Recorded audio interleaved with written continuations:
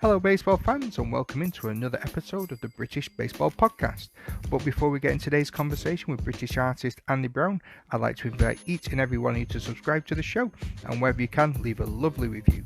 If you've got any constructive feedback or any suggestions for guests or material you'd like to hear in the show, please feel free to reach out to me. The show can be found on Twitter, Facebook and Instagram at BritBaseballPod, or you can email the show britishbaseballpodcast@gmail.com. And if you're in the mood, the show can also be found on YouTube. So if you want to swing by there and subscribe to get more bonus content and snippets, feel free to do so.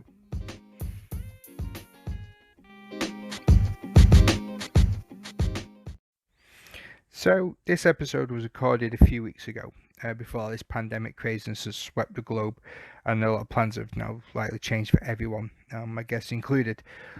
But I think now more than ever, this conversation is a great one to listen to. And that's not because I think my show is great or that my guests are great, but because I think there's a lot of joy to be had in Andy's work. And when he's talking about it, I think it comes across when he's speaking. And listening to people talk about baseball is one of my favourite things and always puts a smile on my face. So hopefully it'll do the same for you. So I won't drone on about it much longer. But as we find ourselves pretty much limited in the things that we're able to do, and even as we try and search for small things to find pleasure in, just remember you're not alone in all this. Even if you're in isolation or you're with people that are in isolation, we're in an age where technology will be there to help you have some sort of interaction with those that are around you. So let's make sure that we keep each other's spirits up regardless of the situation that we find ourselves in. For example, it's been great to see people putting on esports tournaments for baseball and leagues just popping up here, there and everywhere. I just need to now teach my 2-year-old son how to hold a pad, and I'm pretty sure I'll finally win a game on MLB The Show 20, which is not a sponsor. But if you want to sponsor me, I'll take it. And plus, there's a lot of people doing baseball-related webinars too. There's baseball books that are being published, like Joel, 4 Bases, his new annual's out, which is brilliant. Started reading mine, and the money for that goes towards a great cause. So keep yourselves on social medias, keep interacting with people, and you'll find something there to keep you entertained while we're in our sporting drought. So sit the kettle on, grab a mug of tea, rip open a panic bought curly whirly, and enjoy the show. And I'm delighted to be joined by artist Andy Brown. Andy, how are we today? I'm very good, thanks. I'm a little bit jet lagged still, but I'm doing good. Yeah, you've not too long been back into the country, have you? Do you want to tell us a bit about your most recent adventures? Yeah, I'm just back from Mexico. I've just been away for the last. I came back to the UK for MLB London, and then I was back in the States, and I've been travelling around the States, playing all the ballparks in the MLB since April last year. And then following the conclusion of that, I went to Mexico and Cuba and painted the playoffs and the regular seasons over there. And I've just come back to the UK just to kind of sort a few things out, regroup a little bit, and plan my adventures for the year ahead, hopefully. Awesome. Which has been one of your favourite stadiums to draw? I've had the privilege of seeing some of your work online, and each stadium that you've drawn, there's something amazing to love in each one. And if I was to pick my baseball team based off your artwork, I'd probably still be sat here at the end of the season trying to decide which team to support. Have you got any personal favourites or any sort of experiences you've enjoyed the most out of doing your drawings? Yeah, it's always hard to say. I mean, I've been to about. I know I've painted nearly 90 now. I reckon I did a count up not so long ago, a few weeks back, and I'm up to about 90 or just below 90. And that's in, I think, 9 different countries now. So, I've been to a huge number, which is great. But also it makes deciding your top 1 or even your top 5 pretty tricky. In the MLB, there's the obvious ones like PNC and Camden Yards. Fenway and Wrigley, of course, are fantastic. I've always had a soft spot for the Coliseum. That was my first MLB ballpark, and it reminds me a lot of the ones in Korea, which is kind of where I fell in love with baseball. But there's a few surprising ones. I was thinking about this question earlier because I always give the answer that for me the best ballpark is the one I'm in at that time. Like I'm always wherever I am, and when I'm painting, you've got that crowd, and you've got the noise, and you've got the crack of the bat, and you've got all that stuff going on. That's just the best, and it doesn't matter where I am, whether it's a big like major league ballpark, an independent ballpark in Japan, Taiwan. I was at a little softball field in Mexico. It's beautiful. It's amazing.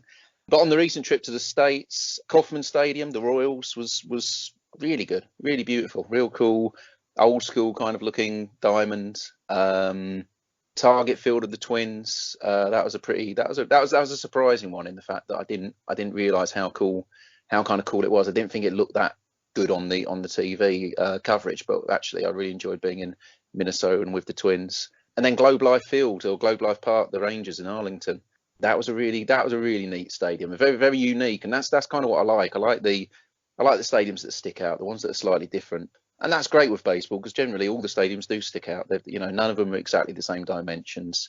They all have different backdrops. They all have different colours. They all have different flags. They all have different features. They all have, the bullpens might be in slightly different places or whatever else. They're all unique. But I love the ones that even push that even a little bit further. For me, one of my all-time favourites, or one that I'd say if you had to visit one that wasn't in the MLB, one to go to would be the Koshien in Japan, in Osaka, where the Hanshin Tigers play, because that's got a dirt infield and it's just fantastic. It's a beautiful, heavy stadium. It's a great place to go and watch baseball. So, but it's hard to pick. They've all got something special. And like I say, when I'm there, when I'm on my day, it's I love it. It's great. You can't beat it. Brilliant. Which of the stadiums did you sort of get the most like tingles or vibes from when you sort of approach it? Anywhere you sort of just had to stop and stare and take it in, or did you get that with a majority of them? I think you get that with pretty much all of them.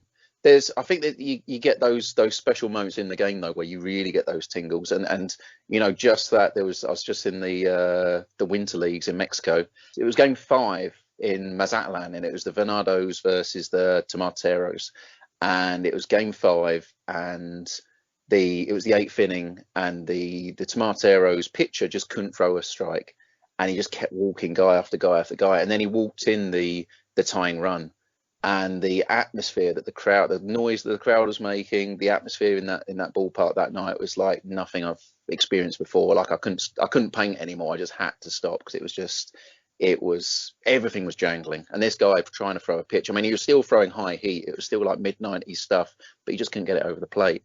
And it was like nothing else. And I think that's that's what you get with baseball. You get these moments where there's just such high intensity, such extreme emotions, and then you get these like nice, beautiful kind of lulls and more tranquil moments, and it kind of just bounces back and forth. And yeah, it's fantastic. I mean, but they've all got you walk in, you see the green, you have the smells and the sounds, and it takes you away, and I think that's really beautiful, and kind of part of what I'm trying to capture in my artwork is the beauty of this game and the places in which it's played. Yeah, you're doing a really good job of catching those moments, I must say. Which of the stadiums and teams that you visited have sort of looked after you the best? Oh, that's a good question. Yeah. Well, they were, yeah, it was kind of varied, to be honest. When I first approached the teams, of course, it's not something that a team's usually used to being asked, because before when I started doing this, I was doing kind of smaller sketches or in a sketchbook or smaller paintings, and they were quite easy to just take in and out of my bag, and that was kind of it.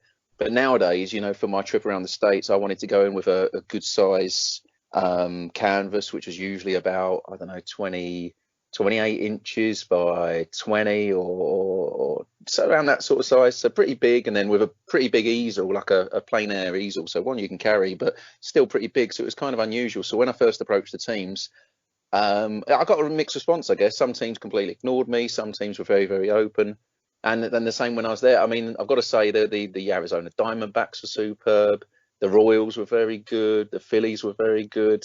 Many of the teams were really good. I mean, many of them were really fantastic, really welcoming. But those three I just listed there were top of my head. They were fantastic. But to be honest, most of the teams were, once they realised what I was doing and they could really see it. The Indians, again, actually, they were superb.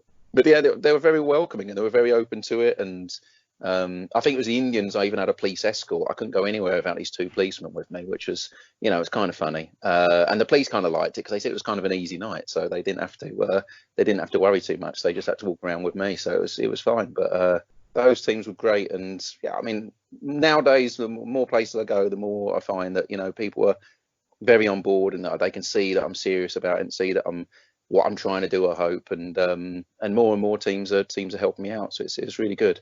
And is the police escort the weirdest thing you've experienced then while you've been on your adventures? Oh God, no, no. There's been so many weird things. I mean, there was. It's all weird. There's no normal night, to be honest. It's all absolutely bonkers most nights. I mean, the weirdest I have to say was probably just in Cuba, where the baseball was just so intense and the atmosphere is so intense and the people are so intense. Like the baseball, the fandom there is, Cubans are the most lovely people and it's so peaceful and so safe. But the only time you see Cubans get really, really irate is in a baseball stadium where they'll start arguing with each other like you wouldn't believe. And there was one moment where I got into the stadium. There's far too many people in the stadium for the size of the stadium. And I thought, I just got in and I thought, geez, if I'm going to try and paint here today or I'm trying to do anything here today, I'm first going to go to the toilet. So I went down to where I thought the toilet might be. And then some girl was there, I think, in the cafe. And I said, oh, do you know where I asked her where the toilets were. And then she kind of beckoned me over and then she kind of took me into the cafe and then she took me into the kitchen. And I was like, oh, this is kind of strange. But okay, I just followed her. And then I'm in a room where there's a man gutting and cleaning fish, and there's a darkened room. And he got up and then he took me into the room and he just points into a bucket, and then that was where I relieved myself. So it was kind of an unusual start to a day at the ballpark, like relieving yourself into a toilet when a man's gutting fish on the floor next to you. So it was, Cuba's like nowhere else, and there's so many strange little things that have happened on the way, which a bit, they're all wonderful, they're all fantastic. It's just bonkers, just nuts, but I love it. It's great. That's brilliant. Do you think that the atmosphere in Cuba is the best you've experienced? So if you're going to rank them out of all the countries you watch baseball in, who do you think's got the best atmosphere, or where's the best atmosphere to watch baseball? I think it depends what you like, to be honest, but for me, I mean, I always love watching Japanese baseball. I feel like I feel that with sport and with baseball you can really understand the people, the culture, and the place in which it's played, and I feel like in Japan you can really sense a real reverence for the game and a real depth of knowledge for the game, and there's a real weight to the fandom, a real severity to it almost, and I really like that. Cuba is just the most bonkers because it was the playoffs and the finals when I was there, and the gates would open 6 hours before, or for some of the games the gates opened 6 hours before the game started, and it's like a stampede trying to get into the game. Like everyone's just ploughing in, and it's just there's just not enough space for everybody, so it's just too many humans in one small area, and it just makes for it really, really, really intense burst into the stadium. And then you had 6 hours of waiting around, so and then when the game's going, that everyone's just going crazy, they're going nuts, and there's drums and samba beats and all that sort of stuff, so it's just on another level. But Mexico's amazing. I mean, the States is amazing, but it's just got a different feel to it. It depends on the game to a certain extent, it depends on the fan base. But I do like, I mean, the Latin American baseball that I've just come back from. Again, I've probably got recency bias, but they're probably the newest that I've seen, and yeah, just the newest and the newest experiences in my head. But again, thinking about it, okay, Taiwan, that was superb. I was there a couple of years back, and that was, again, that's just another way of celebrating, different sorts of instruments being used, different sorts of cheers, different sort of atmosphere, and I love it all. It's all, it just teaches you and tells you a lot about what baseball means to people and what sport means to people, and what these things give you, and it's really special. So what does baseball mean to you, and how did you get started with your passion of baseball? I started watching in Korea. Lived and worked in Korea for 10 years, teaching art and design over there at international schools. And yeah, I started watching baseball because I had some American friends, and they kind of invited me along, and I thought I was always interested in sports, so I thought I'd go and check it out. The more I've watched of it, and the more I've spoken to people, met people, and been in different places. To me, it's just all about being together. It's this place where people come together, and there's this connection, and there's this connection to the sport, there's the connection to the game, but there's also the connection to each other, and there's this connection of being a common goal, something we can all share, and I think that's that's one of the things that I love more and more about is the community surrounding it. You know, the players and how they interact with the fans, and the fans how they interact with each other, and how the ballparks are related to the cities or the towns or the place, and how the monuments around them reflect the history and all this sort of thing. So there's this you know, this real social history and this real this huge culture and links and connections that just build up through the game. And I think that's part of the magic of it. And I love the fact that it's not just typically for one sort of consumer. You know, you meet all sorts of people in the ballparks, young and old, families, everybody's there. And I think that's again really special, especially in some parts in the States. When I was traveling around, you know, it's pretty fractured, I feel like, in certain states and certain towns and certain cities. But in the ballpark, I felt like that was the place where people came together, and they were, you know, they really got together and really connected. And I feel like that's part of the beauty of baseball. But there's so many aspects to it which I feel special. But that's probably the one that I feel more and more. I just think it's got something for everybody. I think it's got, you know, for your stats and your visuals and your everything you want, music. It's got it all there. So whatever kind of person you are or whatever you're into, I think there's something that people you can fall in love with. Which was the first part then that made you think, I've got to do stadiums? I've seen some of your other work. I know it's not all ballparks, but Yeah. for baseball stadiums, which was the one that made you go, I have to do this. I need to paint all these ballparks. I think I was just kind of doing it anyway. Like I've always been pretty. I mean, I've always drawn, I've always painted, and it was just kind of what I do. So you know, I was just. I remember the first game I went to was in Busan, South Korea, see the Giants in 2009, and I don't know if I did any drawings at that game, but anyway, but even from that time, there's scraps of paper, and I've got little drawings of football stadiums or baseball stadiums or whatever else, and it just got to a thing where it was like, okay, before the game, you know, get there early, hang out in the sun, do a couple of sketches or do a sketch, and then it was like, you know, I think I was in Seoul then and went to a couple more stadiums or a couple more ballparks, and I think I just started to understand more about the game and understand the culture of it more, and also just enjoy the aesthetics of it and the aesthetics of the different stadiums. And I suddenly thought, you know what, I could start let's go to another place and do this. And then you know, once I'd done a few, it was like, well, I've got to do all of them now. And then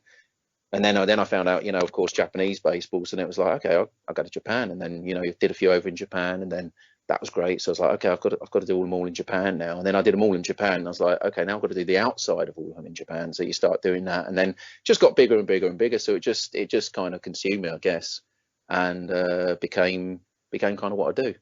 How do you prepare then for something of that sort of scale? Do you sort of buy supplies when you're on the road? I can't see you being in like Manchester Airport with 30 easels tucked in your arm. Yeah, What's your process? it's tricky. It really varies. It depends on. There's a few things it really depends on, but I mean, I usually do travel with an easel. Like I've got an easel that fits into my big case. It's a bit of a squeeze, but it will go in. But the problem with it is it's kind of heavy, so it straight away like kills your luggage. Um, the hardest found, I think, you know, I used to do like these mini tours where I'd go away for 2 weeks and I'd be going around Japan for 2 weeks and painting different ballparks, and that was all right because of those days I wasn't using an easel. I was just kind of painting on paper or canvas on my lap, so it was much more portable. But then a couple of years ago, me and Joey, the baseball Brit, we were traveling around the States, mostly in independent ballparks, and I'd started to get bigger, and I was using an easel, and you know, I had to ask the teams for space to paint, space to paint from. And then it got more complicated without a doubt, because even on the trip in the States this year, or last year, 2019, I like to stretch my own canvas. I like to prime my own canvas. I like to do the whole thing from the from the very start to the very end. I like to, you know, choose the canvas I like choosing, choose the primer I like choosing, stretch it myself, all of those things. But to be honest with you, it takes so much time. It's ridiculous. And I was finding that on that trip around all 30, it was, you know, I'd have like 8, 9, 10 hour drives some days. I was rarely in a place for more than 2 or 3 days. So it'd be like probably 2 days in most places, maybe sometimes one day in one place. So it'd be like, right, that one done, drive on to the next. And, you know, the States is huge. So you just be driving these pretty big distances, and then you'd be, right, okay, now I've got to stretch this canvas, prime this canvas, and get yourself to the ballpark, get yourself parked up, whatever. But then also you've got wet canvases in the back of the car, and you're trying not to get those, you're not trying not to smudge them. Or, at one point I got a little bit of oil paint on the back of the rental car, like on the seat, and you're like, oh geez, I've got to sort that one out. So you're scratching it off with I end up scratching it off with a X-Acto knife in Detroit with a friend of mine, like just carefully trying to not cut the upholstery, but just get this little bit of paint off and all this sort of thing. So logistically, it's quite an undertaking. It's kind of crazy, but I've just about got it to work. I can kind of tell why nobody's done it before. When I look at it, and at certain points on the trip, I was like, geez, this is crazy. Why am I doing this? But you just got to do it. So it's logistically it's tricky, and it really does vary from place to place and ballpark to ballpark. And I feel like you always just got to have a bit of a plan B in case plan A doesn't work out. Okay, what am I going to do if everything goes? Even MLB London last year, I was painting there. And I'd been to the art shop before going to the stadium, and then just as I got to the London Stadium, the easel that I had in my hand started to fall to pieces, and I realised one of the little nuts on the side of it, I'd lost it. It just come off, and I don't know where it come off, but it come off, and basically it meant that my easel was now in like 4 or 5 different pieces, and that's not ideal for an easel. You need it to be in one piece. And of course, as at the London Stadium, there was thousands and thousands of people around, but I don't suppose anybody had a nut that was just going to fit this bit of an easel. So I was like, oh Christ, what am I going to do here? So I ended up having to run to it was like a Works, like the Works, the cheap bookshop. Yeah. Run into one of them, buying an easel for like 15, 20 quid or whatever, and then running back to the stadium. And there were hot days, and that first day was really hot. So I was pouring with sweat, running against all this crowd of people, like going to the stadium. So there's just, sometimes you can do so much planning, you think it's all under control, and in the last minute something happens which just completely puts a knife into it. But it's all, you just got to go with it. You got to work out, okay, you got to figure it out. So it's a good test. So what inspires you to keep on going? It said you got these like massive road trips when you were in the States. It sounds like you did a bit of a bucket list as well, like driving across America. Was it all I can't see it all being plain sailing. What kept you motivated? I think just the fact that I said I was going to do it and I'd started. I don't know. I don't know what people would say about me if they know me, but hopefully it'll be all right. But one of the things I'm pretty determined, pretty tenacious. I remember my art teacher always saying that I was like really tenacious and I won't let things go. Or like I guess I'm a bit obsessive like that. So, and I've always been obsessed with painting, or always into colour and paint and art. So I feel like for me, it's just got bigger and bigger and bigger, and there's just more and more and more I want to explore. There's more I want to do with it. And it just seemed like the natural thing. It was like I'd done Korea, Japan, Taiwan, one in China. I'd done all these other leagues, and it just felt like, and I'd done a few in the States. I've done a good few in the States, like independent ones and minor league. And then it just seemed like the natural thing to do. Right, okay, I'm gonna have to do all 30. So it was just, okay, right, how do I do that? And start emailing teams and trying to figure out a kind of, because even just figuring out a route was crazy, a route in which kind of made sense with the schedules. Trying to get it all done in one season, and also affordably, which was tricky, but you just do your best with that. So it was just, the motivation is that I feel like I'm contributing. I feel like I'm doing something which contributes to the sport, contributes to the community. I think more and more as I've done it, more and more players have been in touch, and fans are in touch, and I can see that people appreciate what I do and they enjoy it. And for me, it started as something that I just personally enjoyed doing and personally wanted to do, and then it's just got bigger and bigger and bigger. And I feel like I've just scratched the surface. That's the real thing. I feel like, geez, this is just, I've just started, to be honest. I'm just getting to grips with it all, and there's a huge amount more which I want to do, and a huge amount more that I think can be done. So I'm ready for that. Yeah, you had any celebrity buyers? You said you've had players and stuff get in touch. Yeah, I sold a couple pieces to Tony Watson, who used to play for the Pirates. He played for the Dodgers, and that's how I came across him, because he won 2. I did a series of the winning pitchers from the World Series, and it was 2017, and he won 2 games. I think it was games 4 and game 6. And I was posting them online. I put them up on Twitter, and then I remember finishing off this painting, and then I went to bed, and the next morning I woke up and I had a message from Justin Turner, like the third baseman from the Dodgers. And I was like, no way. I was like, geez, this is ridiculous. And he was, he told Tony about this painting that he'd seen that I'd done of him, and Tony wanted to buy it, or he wanted to speak to me about it. So I was like, oh yeah, great. And Yeah, I mean, just in Mexico the other day, I was with Jose Urquidy from the Astros. I was painting in the stadium, and this guy walked past, and I thought he looks a bit like Jose Urquidy. And then I saw his girlfriend. I saw this girl who had a Houston Astros kind of phone cover, and I thought, oh, maybe she's with him. And then, sure enough, she was. And then I'd done a painting of him after the World Series in a sketchbook, and then so I showed him that, and we hung out for a bit. And a few nights later, he was back at the ballpark as well. So yeah, I mean, it's incredible. I mean, that's been really nice. Like the more that I started doing this and just doing this, just traveling about and kind of doing it, and then I've just found that more and more, there's been more people getting on board, and comments, and on Twitter retweets and all that. I mean, Chuck D from Public Enemy, like he said a few things about my work that was nice, and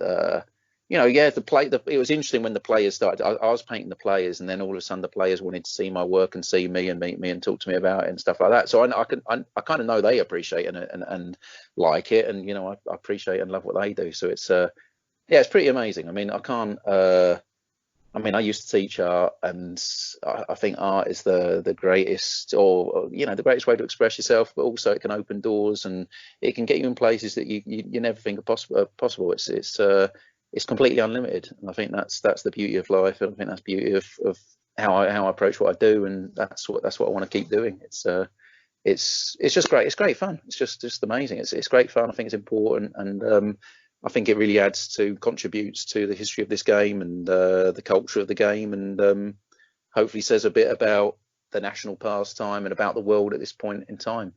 So you're not in the country very long, are you? I'm very appreciative that you give me what little time you've got to tell some stories. What's next?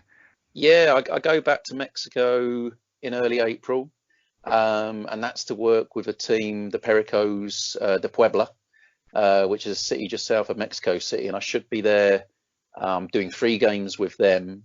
And then things have just started. It's been I guess the last year I've really been seriously like, oh, I've quit my job, so this is what I do. So I've been traveling and doing the paintings, and to be honest, it's the pay isn't great at the moment, but the experience has been fantastic.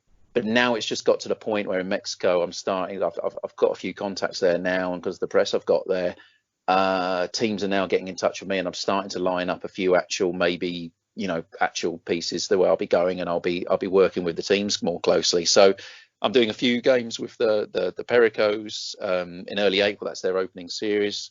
And then then there's a possibility I'm going to be working with the tourist board over in Mexico as well, doing some work for them, painting because I mean, for me, I love the baseball and I love painting baseball, but I also want to paint the culture and the places that surround the baseball, because I think that's massively important to it.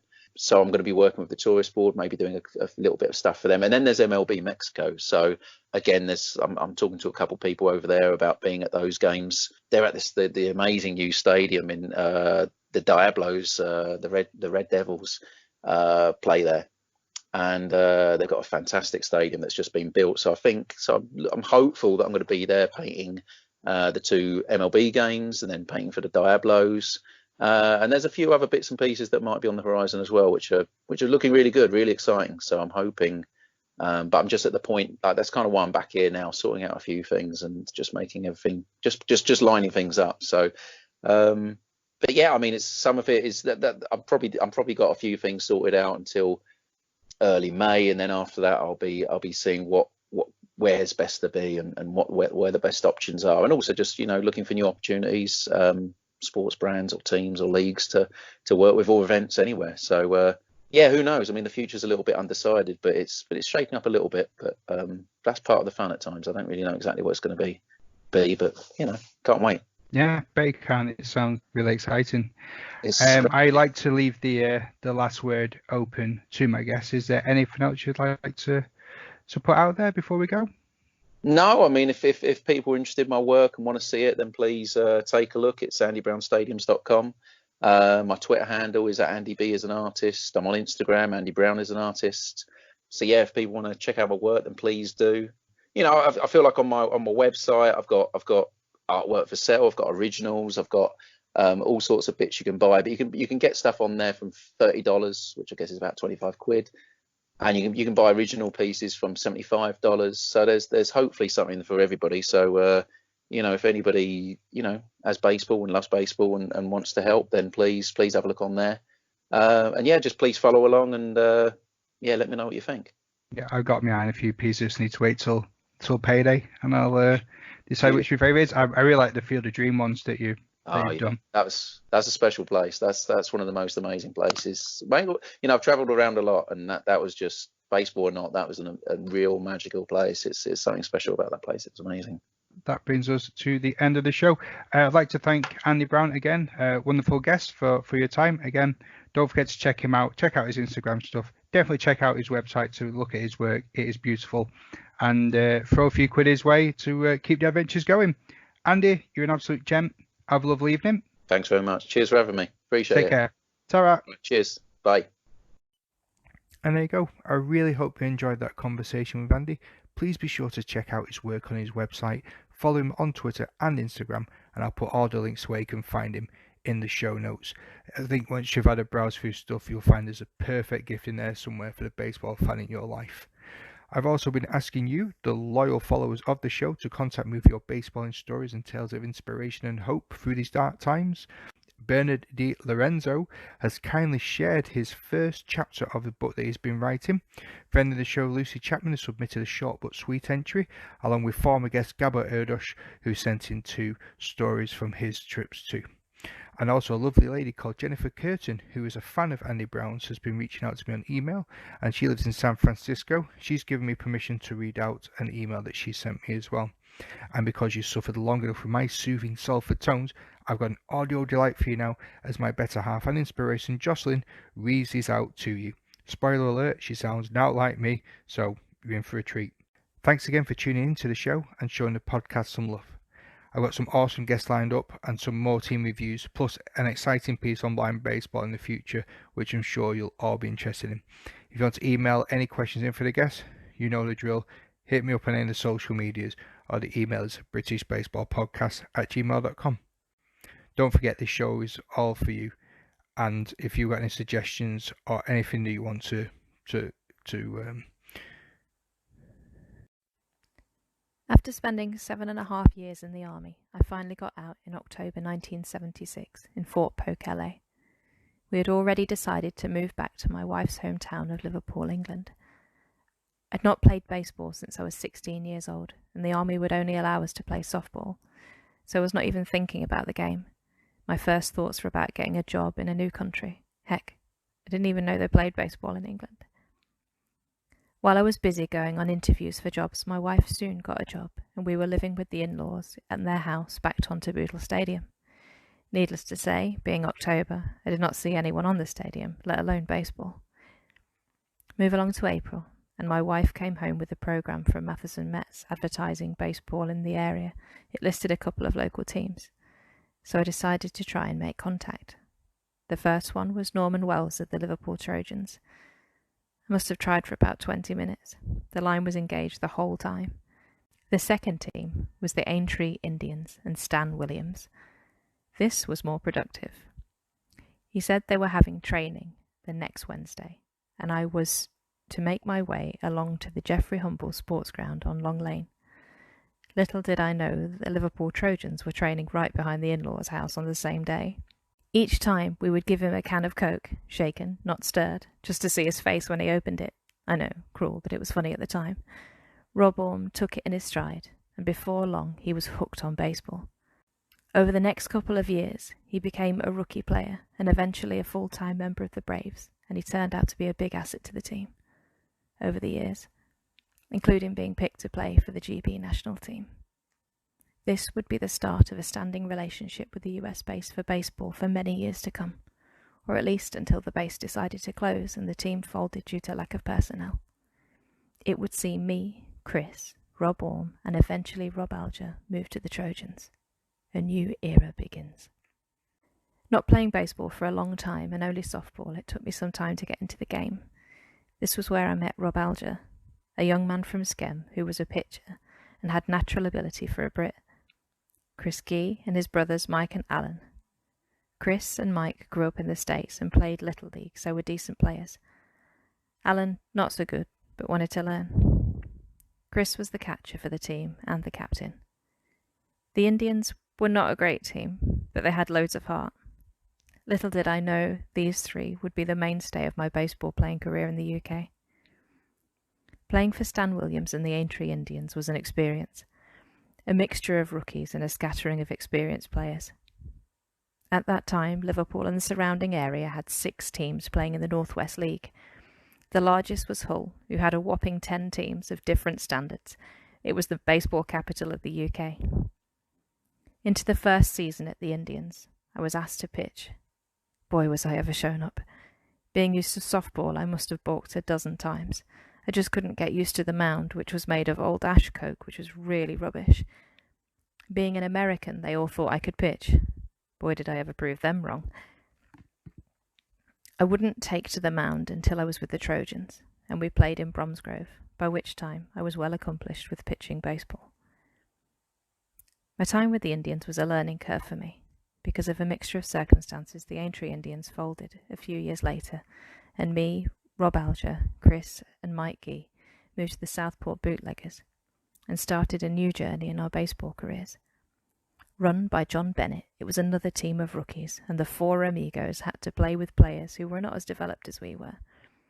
But we did have the opportunity to play against a Canadian team who was travelling through Europe and really got us seeing to, showed us how the game should be played.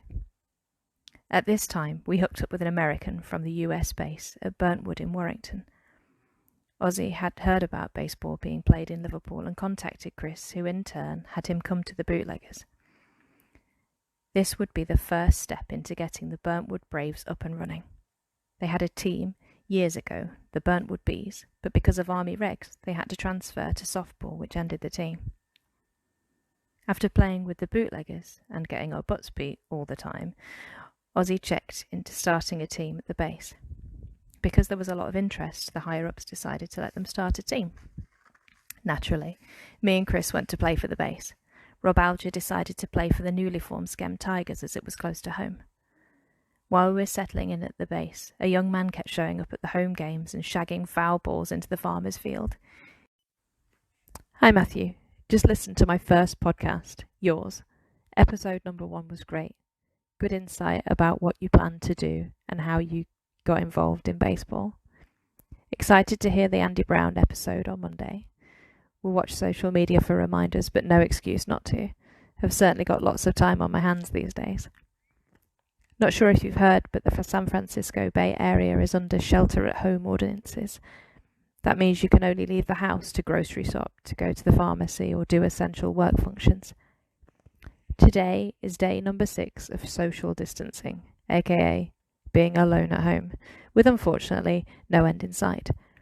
All the schools have closed, restaurants are to-go only, bars and wine tasting rooms, a big industry in Healdsburg, where we live, and my job, have all been mandated to close as well.